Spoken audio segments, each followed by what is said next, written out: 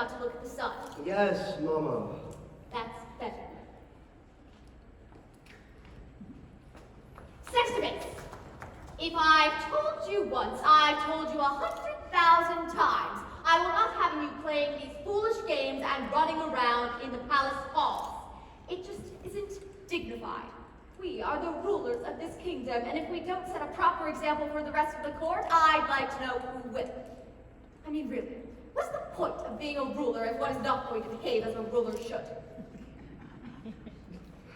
Mama? Now what? Mama, when am I going to get my princess? I don't want to discuss that now, Dauntless. It's time for your cocoa. Mama, it's just that sometimes I get the funniest little feeling that you don't want me to get married.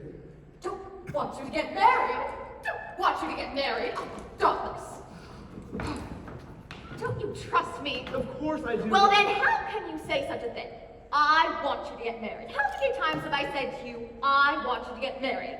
Only this morning I was saying to your father, I said, Sextimus, I want that boy to get married. It just isn't normal for a boy that age to stay single. And after all, I said, he is the prince.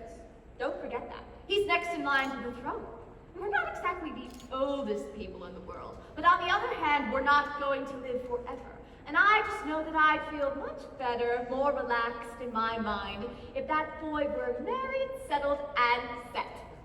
And that is absolutely verbatim exactly what I said to your father this morning. Of course, he didn't answer me. He never does. But you know him just as well as I do. I don't have to tell you how impossible he is. But it's just my cross of pain, and I don't want you to worry your head one tiny bit about the fact that your father and I don't get along and never have.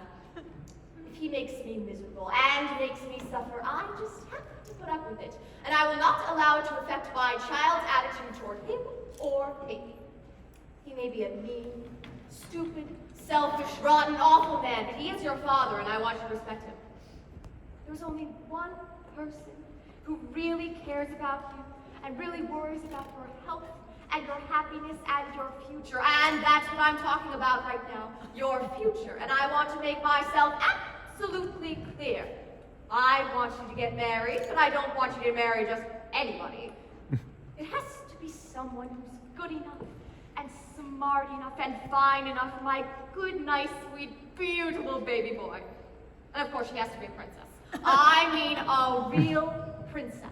That's the one thing I absolutely insist upon. She must be a genuine, bona fide princess of the royal blood, just as I was. That's what you want, isn't it? Someone like me? Of course you do. Oh God, if I were only 6 years younger. Just remember this. You must trust me. Your Majesty, Your Highness. Hello, Harry. Don't interrupt. Well? Sir Harry would like to speak with you, madam. Well? Madam, I have the honor to request a perilous labor.